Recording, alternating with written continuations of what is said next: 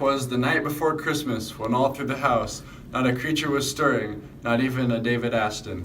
The sashes were hung by the chimney with care, in hopes that Ted Grady would soon be there. The younger scouts were nestled all snug in their beds, while visions of first class danced in their heads. Mike Shook, in his kitchen, and Rogers, in his hat, had settled down in front of a long paper map. When out on the quartermaster's shack arose such a clatter, Liam sprang from his bed to see what was the matter. Away to the window, scouts flew like a flash, torn open the Kaibo door with such a fearsome rash. The moon on the brightness of the new-fallen snow gave the luster of scout spirit to objects below. When what to my wondering eyes should appear, but a bright orange jacket and 3 tiny hoopers looking like reindeer. With a little old driver with a bright orange jacket. I knew in a moment it was Jeff making a racket. More rapid than the eagles, his courses they came, and he yelled out 3 times and called them by their names. Now Easton, now Connor, now Case and Zach, on Evan, on Hunter, on Kevin and Jack. To the top of the hill, to the top of the wall. Now go to sleep, go to sleep, go to sleep all. As dry leaves that before the hurricane fly, when they meet with an obstacle, mount to the sky.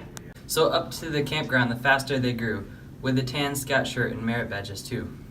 And then in a second I heard on the field the prancing and pawing of each little hoofs.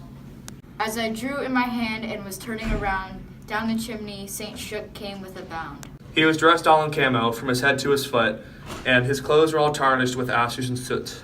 A bundle of Mountain Dew, he had it flung on his back, and he looked like a peddler just opening his pack. His eyes, how they glared at the mistakes we made. His cheeks were like roses, his nose like Kool-Aid. His droll little mouth was drawn up like a bow, and the beard on his chin was white as the snow.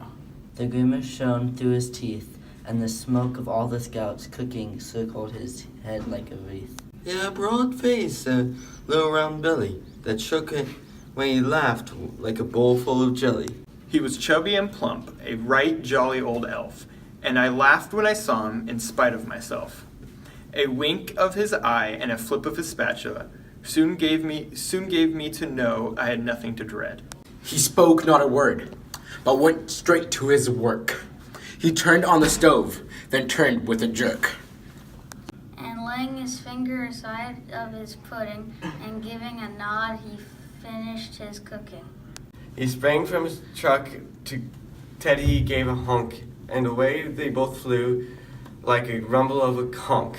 When I heard him exclaim, there he drove out of sight. Merry Christmas! To all. And to all, a good night.